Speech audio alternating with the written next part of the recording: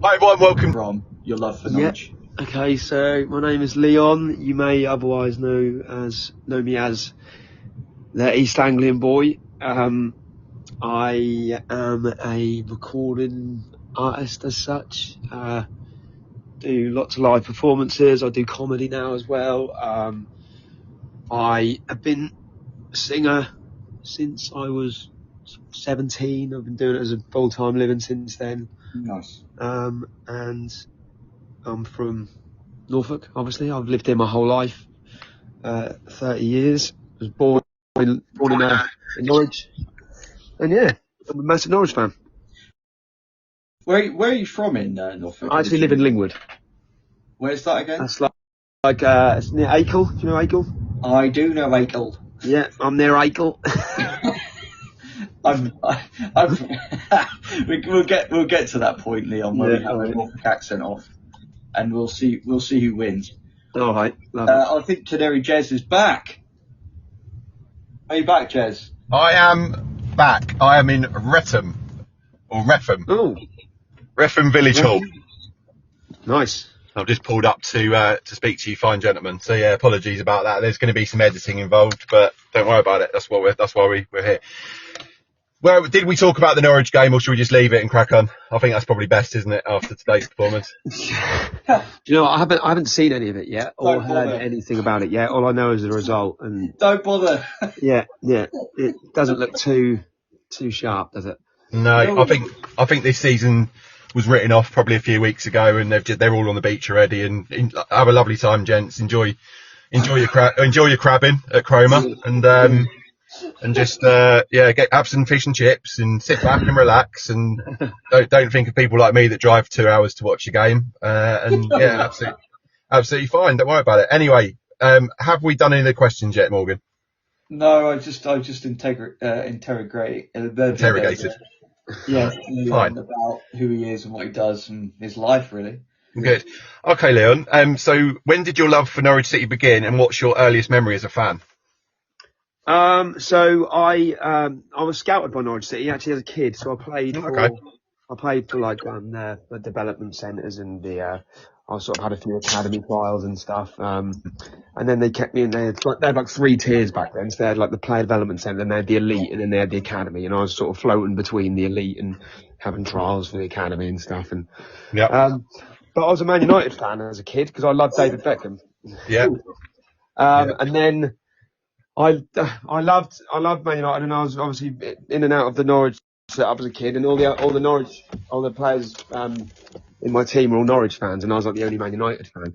And one game I specifically remember well as a kid, I had a trial when I was about I must have been about 10 or 11 years old, and they included in the trial tickets for Norwich v Man United when Norwich were in the Premier League. And this would have been 2005, I think.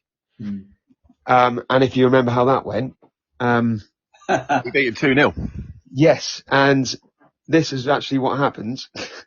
So I was there with all the team, all like these 11-year-olds, and I was there, very, very sort of sure we were going to win as a Man United fan. And obviously the 2 goals went in, and then a pigeon done its business on me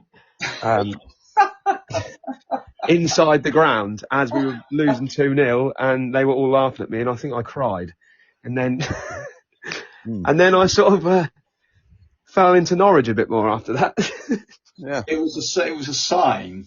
It was, and it was like I sort of did wake up a bit after that, and I was like, well, I live in Norwich, I should really. And it was like this whole thing about me loving David Beckham and Ronaldo and everything as a kid was sort of wearing off, and I was like, right, I live in Norwich, I should support Norwich, and I've been there since. Excellent stuff. That's good. Yeah. I mean, you've chosen the right path. Yeah. Despite the results recently, it's you're right. It's always nice to support your local team, isn't it? And, of course, mate. Yeah, 100%. Yeah. Morgan, question 2. Pardon? Time for question 2, I believe. So who's your all-time favourite Norwich player and why? I remember when I saw the questions, I thought, this one's going to be a bit of an interesting one. It's quite difficult, this. I mean, I did love Wes Houlihan. Oh, yeah. I just think he just has something that not many players have. He's sort of he's a one of a kind player. Yeah. He reminds me of I don't want to say a poor man's, but he's almost got a similar play style as Messi, if you know Yeah. what, you know what I Yeah. mean. And obviously there's different levels of that kind of play style, but like that type of player is, there's not many of them around. And, I just did admire him as well, because I was quite a small kid, and obviously they're being quite, you go through your puberty years, and there's some lads are about 6'9", and some of us, haven't even got a hair on our legs yet. That's like me and Jez. Jez is like 6'9". How do you know? Yeah. I mean, that was me at like 14. There was lads with full chest hair, and I didn't even have a hair on my leg. So I did admire, seeing Houlihan run rings around people and being one of the smallest players on the pitch. It's just, maybe a small man syndrome thing. I don't know. No, I think I know exactly what you mean. Whenever we had Houlihan in the side, there was always something that was going to happen. And I always admired Wes. And I think the last few seasons, we've missed that kind of player of that capability that can fashion a pig's, what is it? A purse from a sow's ear. Yes. That terminal phrase? Yeah. That was very good, wasn't it? Very Shakespearean of me. But yeah, I miss him. I miss that kind of level of player. Madison, Pritchard, Buendia, Houlihan. We haven't got anyone like that at the moment. And that's exactly the type of sort of pit of players I was talking about. You very rarely will have more than one at a time. And sometimes you won't have one, and it shows when you don't. Yeah, it's showing right now, I think. Yeah, for sure. I think we are struggling to find that creativity and that creative. So I think Marcondes was looking like he might be, but he's not that kind of player. No, he's not, and he hasn't really found his spark over the last 2 or 3 months. And I hope he rediscovers it, because there's an exciting player there, and Schwarzer as well, I think, could be. But again, we're seeing glimpses as this type of player, aren't we? Yeah, for sure. And so how do you usually watch the games? Do you go to Carrow Road, or are you sort of more watching it from home? Yeah, no, I've been to a good load this season, actually. Obviously it's more difficult for me as the summer starts to begin. You have lots of gigs and things going on the Saturdays. Yeah, no, I've been to the last sort of 5 home games, I think, before today. So I'm sorry. Yeah, I know. I'm sorry as well. Whereabouts do you sit? On my butt, usually. Yeah, nice. Yeah, no, I'm in the Upper Berkeley myself, so yeah, no, it's yeah. I hope we all sound a bit noticeably down because of the result today, but we'll get there. Sorry, did I lose you then? You did. Just for a second. I think you said you was in the Berkeley, right? Yes, mate, that's right. Yeah, so I do love it in the Berkeley. It's, you can't beat going to the games especially when the atmosphere is flying. But yeah. I've seen some sort of massive ups and downs over the last few weeks with how the players are being taken by the fans as well. Yeah. Do you sit near the drum, Leon? Not. I'm sort of near the away fans. What's your opinion on drum? I'm sort of on the fence, to be honest. I'm not too. I don't like, I know it's a big debate, but it is, isn't it? I'm quite. I'm not too bothered either way, to be honest. As long as I'm not right next to it, that would probably do my head in. Everyone says the same thing. Yeah. I think when the tails are up and everyone's like, if the results were going away on the pitch, I don't think anyone would give a shit about the drum, to be honest. No. I think that's right. I think you're exactly right. At the top of the league, I think it would be embraced. Yeah, I agree. Definitely. So for the audience listening at home, they probably know about you, have some idea about yourself. But for those uninitiated, can you tell us more about your X Factor experience? How did you go about applying, and were they ready for your East Norfolk accent, boy? Well, I didn't really. How I was as a performer back then was very different to what I do now. I mean, I've only sort of stumbled into what I'm doing now as a mistake, well, not a mistake, but an accident, you know. I didn't mean to do it, to be honest. It just sort of happened. I was drunk when I wrote the song, and I just done it for a laugh, really, and it sort of snowballed into where it is now. But no, X Factor was when I suppose, taking music a bit more seriously. Yeah. Because now I'm sort of running as you know, a comedy actor. You know, parodies and that sort of thing. It's not like it was when I was going for that. But yeah, so me and my brother were at home one evening and the X Factor applications advert came on. Yeah. And I'd actually done it before in a boy band a few years before when we got to boot camp. Really? Yeah, when I was like 19 or something, 11 years ago.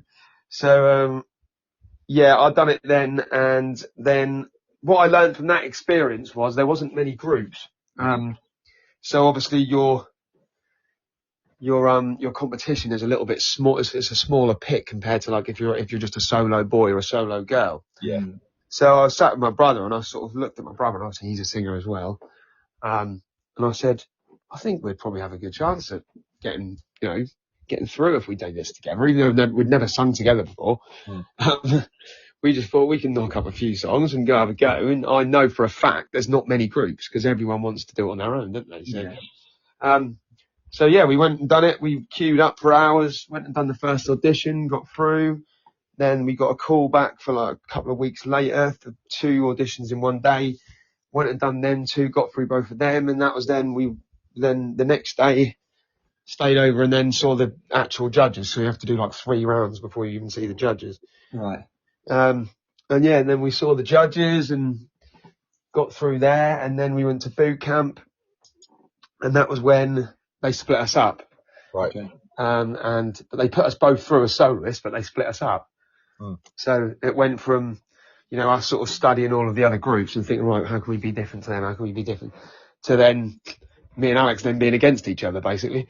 Right. So yeah, then we done the 6-chair challenge bit. And unfortunately, they sent Alex home, and then I went through to judges' houses. Went to Istanbul with Louis Walsh. That was interesting. Can I do a quick impression of Louis Walsh? You can. Hello, that's Louis Walsh here. I'm the manager of Boyzone. Do you know Boyzone? There we go. That was excellent, Morgan. You look like a pop star. You sound like a pop star. Oh dear. This is what happens. Have you listened to any of our podcasts before, Leon? I did listen to one the other day. Actually, yeah, I listened to one with Rob Butler. Yeah. Yeah. Because this was before I co-hosted, but after I started co-hosting, the quality went down. Oh, right, I see. So just going back to that, so you had to jump through several hoops before you were even like in front of the judges then? Yeah, I mean, I think they sort of do that. I mean, that's where the TV show aspect of it comes in, because it's all well and good, you know, you're having great singers on there or your terrible singers on there, but they need to create the TV show as such, because that's why you see some really awful people in front of the judges, because these people are specifically being put there for TV. Yeah. So the people that you see in front of the judges that are really entertaining, who think they're maybe amazing singers who are really bad, and which is, you know, can sometimes give quite exciting is you know, they've been put there because the producers are basically setting them up to fail, which is quite horrible, really. Yeah. But that is it's the nature of TV. It's the game. That's the entertainment factor, isn't it? Literally. Yeah, exactly that, mate. Yeah. Did you?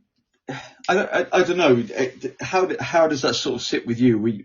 Was it something that in your formative years that you were like, well, this is kind of cool, but kind of cruel. I don't really know how I feel. Like, is this something that I really want to pursue? I mean, Sort of. I mean, to be honest, mate, it was more of a it was a selfish tool for me to just enhance my career, mate. If I'm really honest, like I just thought I'm going to use this for what it is. Hopefully, I'm going to try. I know I'm not the best singer in the world, but I know that I can sometimes do things that other people can't, and that's all I try and do. I just try and be the best of what I can do. Yeah. Which is what I've done. I knew that when they split the boys category up, split us into the boys category, sorry, that I knew that nobody else would do something maybe with a slightly urban twist where I could maybe do a little rap verse or something like that. Mm-hmm. So I wrote my own rap verse, which nobody else done. Yeah. And that just made me stand out a little bit in that round. Even though there was much better singers than me, I knew that. I just thought if I do something different, then it'll bring a different aspect, which, it worked. So that was the reason I'd done it, really. Don't get me wrong, there was a few eye-opening moments on the show where you can really see who the favourites are in the eyes of the producers and everyone, and then in the long run they are the ones that end up getting to like the last few people left, which is questionable. However, it done a lot for my career at the time as well, and you don't have to be a favourite for it to help you out in the long run. It's about what you do with the platform you're given. Yeah. So I mean, I guess that sort of applies to your career now. Yeah. Yeah. Sure, for sure. So whenever I see an opportunity, I learned from not making the most of certain opportunities before as well. So after X Factor, I did sort of slack off a bit, and after watching a show like that for so many years, and you see the people who came from it, you do, especially as I was a kid, I was 21 basically. You do you get in your own head, and I became a bit of an arrogant little so and so, to be fair.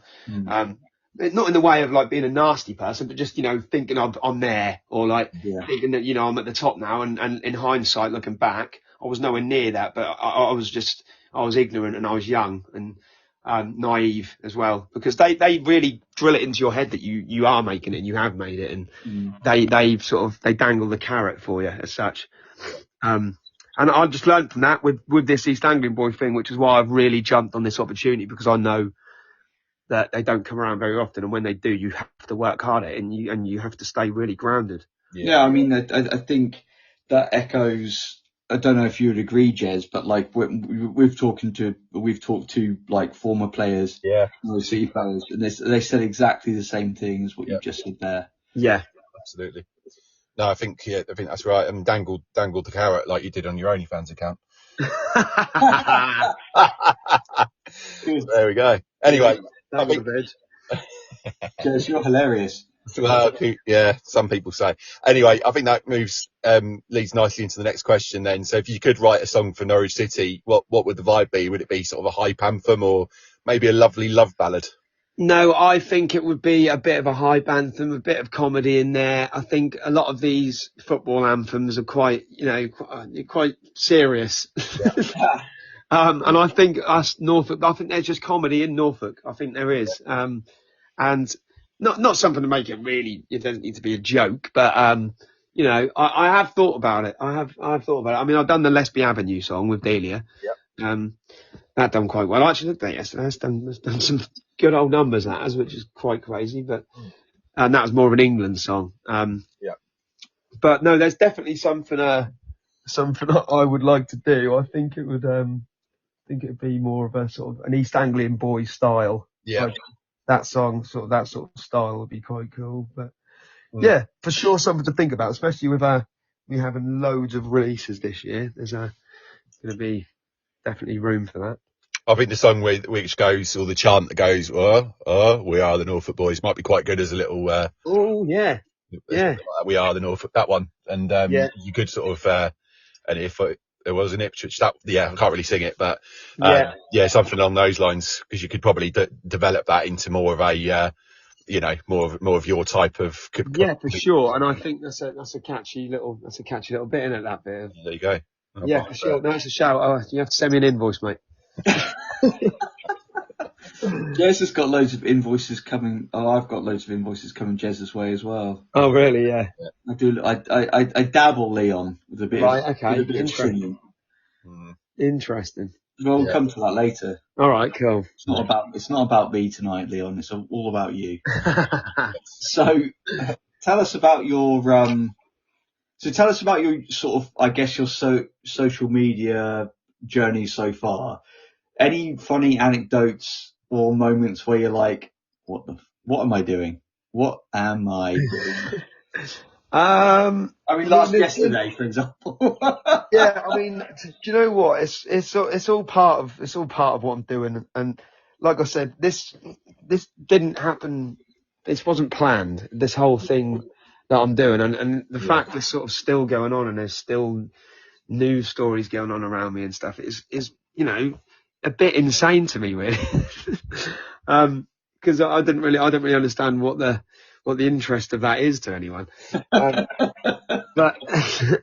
But no, that song, for example, East Anglian Boy, it was, like I said, I wrote that about 4 months before I released it and just left it on my computer because I must have recorded it at about 3 a.m, half cut. Yeah. And I had one of my mates round and we wrote it. We started writing it at about 1 a.m, finished writing it at about 3. Yeah. And recorded it and then, went to bed and didn't really think much of it. And then I showed it to my nan a couple of weeks later. And she absolutely loved it. Just being a Norfolk gal. And she told me to sing it when we was at my cousin's. My cousin had a charity event for her little boy, and I went down there and there's some singers there, and I'd agreed to do a little 10-minute slot with my brother, and my nan was going, do that East Anglian Boy song you've got. And I didn't even have the backing track on me or anything, and we were in the middle of a field in the middle of nowhere, no service, right? And my cousin was sort of stood on a chair with her phone in the air trying to download the American Boy backing track.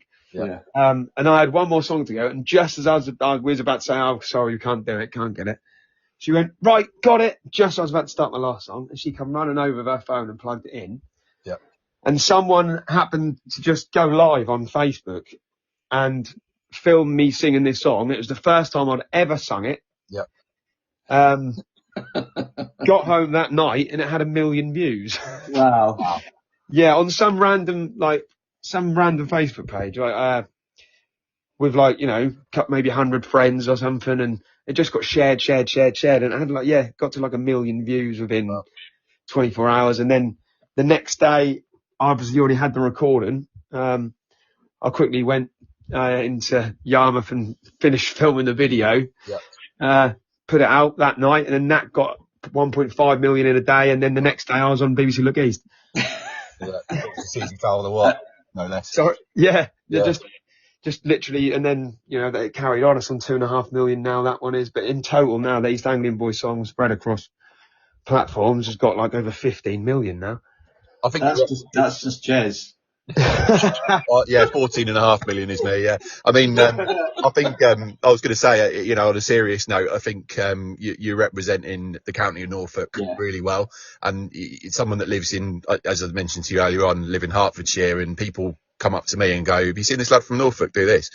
And even people like from that are going, because they obviously know that I'm from Norwich, and it's nice to sort of see that cultural reference, I guess, from someone. No, that's really nice for me to hear that, is mate, because obviously it's lovely that the people from Norfolk sort of know about me or know of me a little bit, and it's amazing now. Everywhere I go around Norfolk, it's honestly mind blowing how often I get stopped and recognised now. It really, and I really, really appreciate it. No, it's amazing. But when I hear for example, where you're from, and people are maybe even knowing about it from there or whatever, that's just absolutely mind blowing to me. That is. Yeah, we need your face. On the County of Norfolk signs as we come in, it says Nelson's County. Just need a little picture of your face on there. Welcome to Norfolk, East Anglian Boy.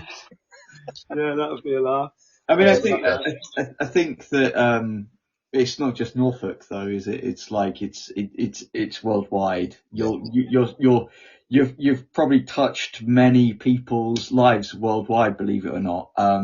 I mean, the only reason why I say this is because we have a shout out to Beyond the Barclay team, Ollie Sadler, who does our TikTok stuff. He comes back with some data and we're looking at like our releases get listened to in places like, middle of Africa, Uganda, or the Philippines, or Mauritius, or Argentina. Crazy. So it's not just the people of Norfolk, Leon. It's like it's expats the world around, and I think it makes such a that video that you put out yesterday. I watched it because Jez sent it to me, and I just thought it was really funny. It made me laugh so much, and it means a lot. I don't want to go political, but the world isn't in a great place right now, and I think that if you can make people laugh over silly little things, it makes all the difference to everyone. Yeah. Oh, for sure, mate. That's my goal, and I've been like that since a kid, mate. At school, I've always loved to make people laugh, even at my own expense. Like, I just really, really do genuinely enjoy doing that. And even though that's always been the case for me, I never looked at myself to think that I would ever get into like the comedy world or anything like that whatsoever. But they sort of naturally happened, and I really, really enjoy doing that. And that sort of that comment you just made there about, just making people laugh in the times we're in right now. And as you said, it's not the best place we're in, but I get that so much. I get there was a few comments yesterday, just people saying, even times are really hard for me at the minute, but every time a video comes up from your page, you never fail to make me laugh, and that honestly goes such a long way for me. So it's really nice to hear that. Yeah, no, it's great. It's a humbling experience. I've said this many times on this podcast that when people turn around and say, "Oh, you guys, what you're doing is really cool. I'm really glad for your content and stuff like that." It's just like, well, me and Jez, we just do it for fun, Sure. And if people enjoy it, then that's amazing. But yeah, it means a lot. Yeah, 100%. 100% it does. Yeah. Morgan, move on to 8 because I know we're a little bit pressed for time here. So I think if you go from 8, that'd be quite good. Okay. So Jez is a big fan of my quiff. Quiff, I said.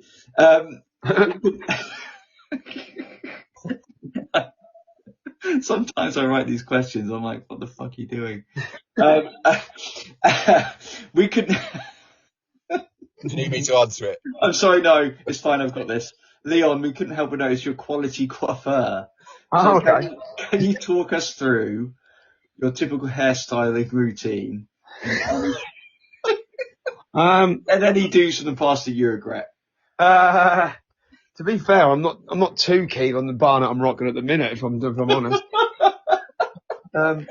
It's the longest I've had my hair since I was about 14. But I just thought, I look around a lot of lads my age at the minute, and they're sort of struggling the hairlines aren't looking too solid. So I thought mine's looking quite sharp. It's a blessing and a curse, Leon. Yeah. Half our audience cut off now because a lot of our audience are follically challenged. So Yeah. Jess, can you say that? So I thought, well, since my hairline is, almost like a ruler, if I must say so myself, I thought I'm going to embrace this, Barnet, because there'll be a time where I won't be able to. Yeah. So whilst they're still here, I'm going to keep them about. Have you got any greys at all? No, not one. that's good. They'll come. That's very lucky. Mind you, my granddad didn't really get grey until 80. Okay. Wow. Which was quite insane, really. So, yeah, nuts. What about heady hairstyles that you regret? Yeah, but that wasn't from my choice. It was from the barber's cock-up. Go on. Have a reference to everyone. It's just where the fade was too high, and it just sort of looked like there was a block of hair on my head, and that was it. A bit like Ronaldo in the World Cup. Yeah, sort of. Yeah, that's one. I'm trying to think if there's anything else I've had. I mean, yeah, there's a few. There's sort of like a Turkish look I went for a few years ago. Brilliant. Doesn't really look that great on an East Anglian boy. I like that. Stop circling back to your moniker. Yeah. So I don't know how I'm going to go for this because it does get annoying, and I'm always bloody moving my hair out my face all the time, and it does get on my nerves. Yeah. I can But I only might have to imagine. have a look. I'm really debating a perm, but I think I might lose a lot of Please don't do that. Right. I've I sent Jez a photo. So you know on Facebook where there's like that thing that comes up like 10 years ago, you look like this. There's a photo of me 10 years ago that came up yesterday. I used to have really long hair. I grew my hair about shoulder length. Right. And was wearing a hat, like a fedora. So I looked like James Bay. Do you remember James Bay? Yes, I do. Yeah. Yeah, I look like James Bay. I sent that to Jess. Yeah. So yeah, I've had my fair share. So please don't get a perm. Yeah. No. I mean, I might just do it just because you've told me not to now. Well, I thought you looked a bit like little bit more like Pete Doherty, Morgan. But anyway, we'll perhaps move on. I'm desperate, Leon. I'm desperate to leave time for Morgan's random question of the week because it's brilliant. Okay. So, Yeah. just moving on. If you could collaborate with any famous Norwich fan or another famous Norwich fan, should I say, on any track, who would it be and why? Why and what sort of music would you produce? Any other Norwich fan? Famous Norwich fan, yeah. Okay. Ooh. I mean, what's the pit to pick from? Really, we've got Loads. Myling Class. Ooh. Yeah, don't say like that. What kind of collaboration are we talking about? Not on OnlyFans. It's a family podcast, Leon. I'm sorry, lads. Family podcast. Well, you've already used the word shit, Morgan, so this one might not be. Yeah, true. You have to put some bleeps on this one. Jez does not do that. No, I don't. That's too much effort. That. Oh, I okay. just put the little E on to say it's got a few swearies in. But, Oh, okay. Yeah, well, that's easily done, isn't it? yeah. So there's Myling Class, there's Hugh Jackman, Stephen Fry, Ed Balls, Delia Smith. Well, Ed Balls did actually did share my East Angling Boy video. Okay. So there's a way in there. Delia Smith has already been on one of my songs, where even though I didn't ask her for permission, she sort of was on there anyway. I don't know if don't worry about that. Maybe it would have to be Hugh Jackman, I think. Yeah. The Jack. Yeah, a couple of sort of lemon squeezer geezers, you know. I reckon we could do something quite thrilling. Yeah, I mean, he could be in his Wolverine gear, couldn't he? And you could have some sort of superhero costume as well. Yeah. Mallet Boy or something like that. Leon and the Mallett Mancini. Boy. Mallett Boy, I like that. Mallet Boy and Wolverine. Leon Mallett. Leon Mallett. With a mankini. Yeah. With East Angling Boy mankini on. Oh, amazing. Right, Yeah. so just before the random question of the week then, what's next for you then, Leon? What can fans expect from you? Is there any sort of new content coming out? Is anything sort of special for Norwich fans specifically? Yeah, I've got a load of original music coming out. I'm doing monthly releases from next month. I've been writing a lot, which I'm really excited for. Some of my original stuff, which is, you know, it's all great. It's all well and good doing parodies because, you know, like yesterday's one, it's always a laugh. Yeah. But I've got some original songs. They're all Norfolk-based songs, but they're original stuff, which, you know, is a lot easier for me because I can actually put them on Spotify and stuff. So Yeah. that's handy. And then I've got a few shows I'm doing. Obviously, since the most recent news, I've got a show called The Fans Only Show. Yeah. I'm doing that. Good. And, you know, I think because I think releasing anything Norwich City based at the minute is sort of not a great idea. So I think we'll wait until we get the season out of the way and then go into next season with a bit more optimism, with maybe a nice fresh release first for Norwich specifically, and then hopefully that can be the tune that spurs us on for some promotion. I think so. Okay, I hope you're sitting down, Leon, because it is now time. Go on. For what? Morgan's question of the week. I'm nervous. Oh, yeah, you should be. Okay, I'm going to sing this. I do it every time. Random question of the week. Nice. Yeah. So if I was to sing this theme tune to you, or hum this theme tune to you, do do do do do do do do do do do do do, it would of course be MC Hammer's Hammer Time. Yeah. So, Leon, given that you and MC Hammer share a namesake of a blunt force instrument, Mallett. Yeah, Hammer. Yeah. MC Hammer's slogan is "Stop Hammer Time." What would your slogan be and why? Stop Mallett time.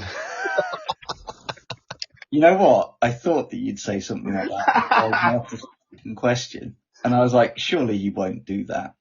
Well, I sort of have a slogan. I sort of have a few slogans. I've got, "Hey, all right, my darling," which is always a good one, and I've got "What a palaver" as well. So, Which you used yesterday. yeah, I did use yesterday because it was a bit of a palaver. Yeah. But I do like "All right, my darling." That's how I start every show. "All right, my darlings," every show, and that's sort of what my nana said to me since I can remember, since before nappies. So, yeah. Have you ever used that as a chat-up line? No, I haven't. No. Oh, I'm disappointed. No, I probably should use it really, but I think then I would have no chance. But if I'm doing it, well, if I'm not that bothered, then maybe. Can I ask Jez, what would your slogan be? For myself or for Leon? No, for you. Well, I don't know really. I need to. Yeah, I should have had a thought about this really, shouldn't I? Well, I say absolutely quite a lot, so. That's rubbish. Yeah, isn't it? Mine would be Go on, what's yours? lower your expectations. I like that. Yeah, well, it applies to our football club, this podcast, and goodness knows what else. Well, yeah. Yeah. I think we can all relate to it in some way. Yeah. Leon, thank you so much for coming on. It's been brilliant. I've really enjoyed No problem at all, mate. It's been a pleasure. Yeah. Is there anyone you want to say hello to before you leave? Well, hello to all the Norwich fans. Fingers crossed, all 6 of them for next season. No, I'm joking. I love Norwich. I love Norfolk. It's banter, isn't it? Yeah. But no, big time. I think we just need to sort of let this season pass now, and next year I think could be a different story. Hopefully. That's what we say. That's what we say at the end of every single season. Yeah, but we have to. That's the point, isn't it? Yeah. I think they should play the what's the Baywatch theme tune, because obviously the Hoff reference. Some people stand in the darkness. Yeah. You step into the light. Lovely. Very nice. Yeah, play us out. Yeah. Well, some people need what's going on? Still singing. to help one another. Lovely. Right. Just in case Morgan sings the whole song, I'm gonna leave it there. And thanks so much to everyone for listening. And look forward to speaking to everyone soon. I've been Jez Davies. I've been Morgan Hewitt. And I've been Leon Mallett. There we go. Yeah.